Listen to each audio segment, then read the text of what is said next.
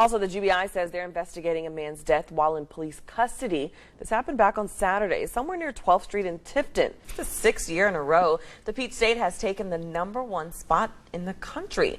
Well, leaders from South Georgia holding a forum last night to let everyone know the importance of being included in the 2020 census. So, Chris, the story for the day when it comes to weather, dry. Not only the day, the weeks, the months. I mean, that's the question. Right now, hundreds of trees litter roadways throughout the region. Others on top of homes and cars, roads impassable in some areas, and tens of thousands remain without power. Well, if you know someone looking to get out of parts of Georgia or Florida, the Georgia Emergency Management Agency is in the process of opening emergency shelters across the state. Well, this morning, some people living in Albany are on edge after surveillance footage shows a person trying to get into a locked car in Albany. News 10, live from the Sunbelt Ag Expo with Tasha Reed.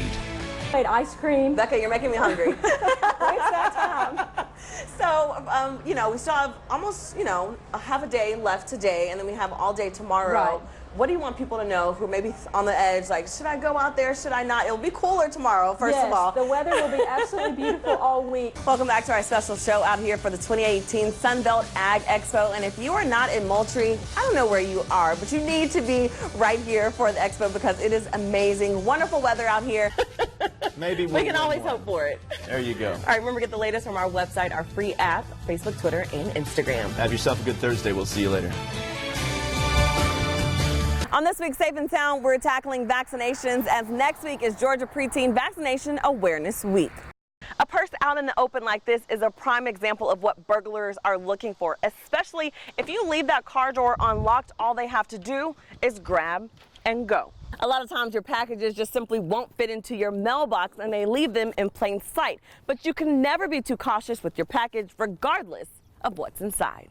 Well, they chose to make sure to convince these students to make sure to put on their seatbelt in the event of an accident.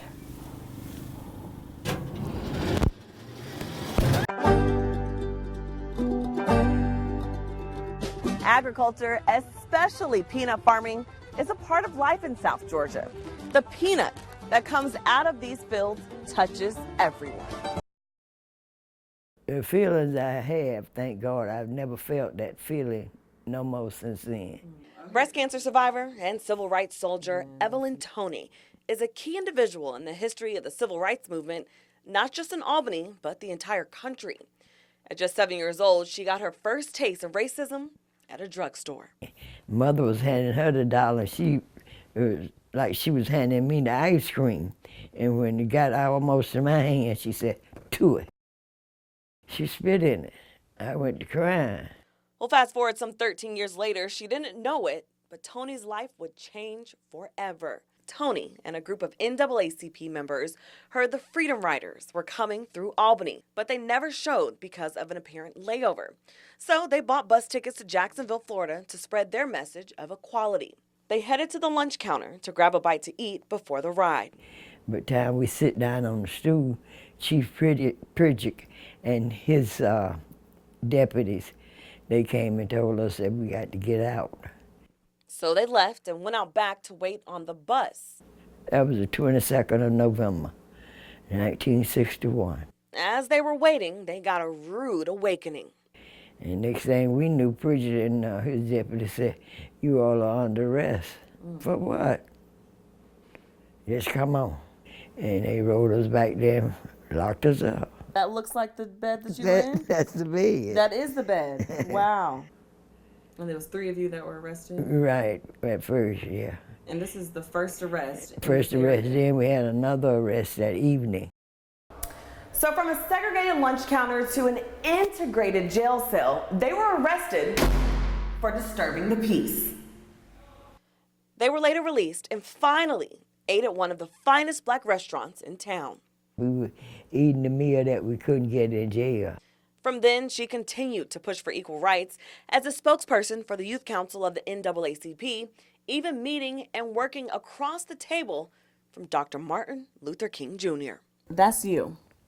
Mm-hmm. Do you remember that? Yeah. We would sit around just listen to him talk. You could almost just see the goodness in it. Now, she says it's important to teach the children our history and how far we've come. Fighting for justice, Tony was expelled from Albany State College, but later honored with a degree from Albany State University. Back to you. Well, in this week's Safe and Sound, I take a look at how you can get a tornado shelter installed at your home. They do save lives. Billy Geck with Lifesaver Storm Shelter says having an underground safe haven is essential in protecting you and your family during a natural disaster. By going underground, you protected yourself, and all our shelters have a double locking system on it that once you pull the lid down, it's going to lock from either side and in the front.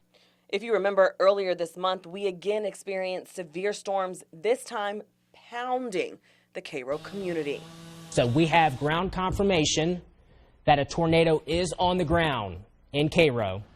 That EF2 tornado in Grady County causing more damage to the area than Hurricane Michael.